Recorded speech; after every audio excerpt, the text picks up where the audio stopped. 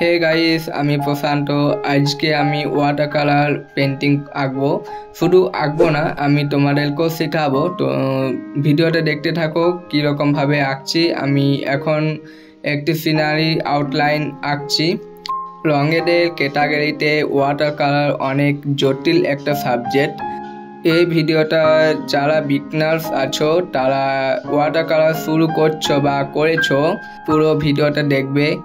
আমি প্রথমে পেপারটা হালকা করে ভিজিয়ে নিয়েছি। যখন কোনো ওয়াটার কালার পেন্টিং করবে তখন তোমরাও প্রথমে পেপারটা হালকা করে ভিজিয়ে নেবে। বেশি ভিজিয়েও না, বেশি ভিজিয়ে দিলে হয়তো অনেক টাইমে খারাপ হয়ে যেতে পারে।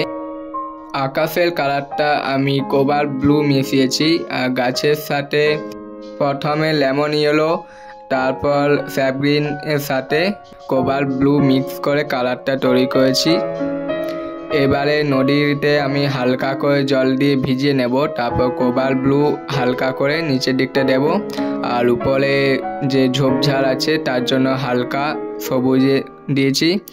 আর নৌকার শ্যাডোটা পড়ছে তার জন্য ওখানে একটু ব্ল্যাকের মতো দেখাবে। আমি এখানে ব্ল্যাক কালার ইউজ করি নাই, এখানে আমি স্যাপ গ্রিনের সাথে হালকা ব্লু মিক্স করে শ্যাডোটা তৈরি করেছি। ভিডিওটা পুরোটা দেখো, অনেক কিছু বেসিক্স থেকে অ্যাডভান্স লেভেলে আমি দেখাবো।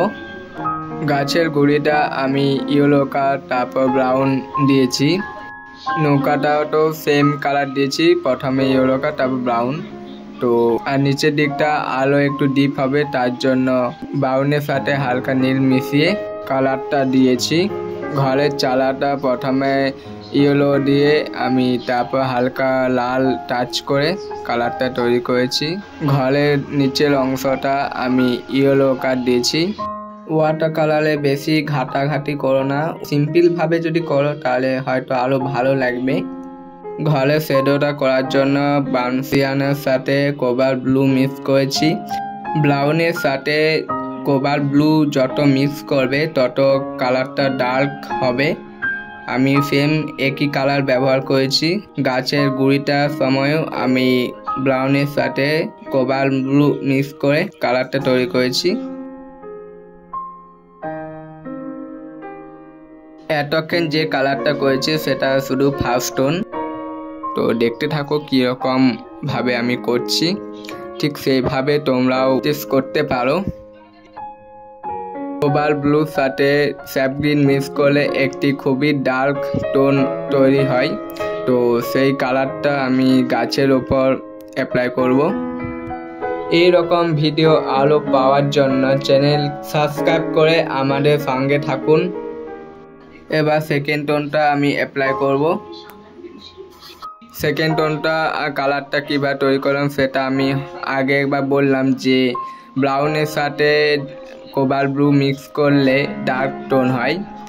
ভিডিওটা যদি ভালো লেগে থাকে তাহলে অবশ্যই একটি লাইক করে দিও, কারণ ভিডিওটা করতে অনেক টাইম লাগে, অনেক পরিশ্রম লাগে।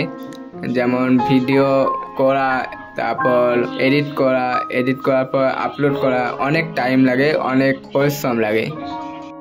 এবার থার্ড টোনটা আমি অ্যাপ্লাই করব। তো দেখতে থাকো কীরকমভাবে থার্ড টোনটা অ্যাপ্লাই করতে হয়। তাহলে তো অনেকজন এটা ভুল করে যে ফার্স্ট টোন সেকেন্ড টোন খুব ভালো করে দেয়, কিন্তু থার্ড টোনের বেলায় পেয়ে যায়।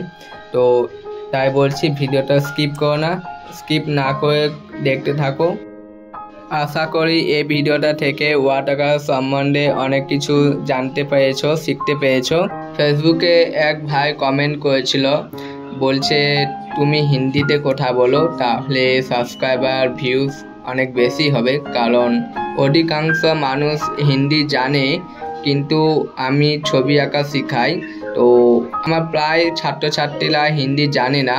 হিন্দিতে কথা বললে হয়তো আমার ভিউজ সাবস্ক্রাইবার বাড়বে, কিন্তু সেটা আমি এখন করতে পারবো না। তোমরা যদি চাও আমার কাছে ছবি আঁকা শিখতে, তাহলে আমার ফেসবুকে মেসেজ করতে পারো বা ইউটিউবে কমেন্ট করতে পারো।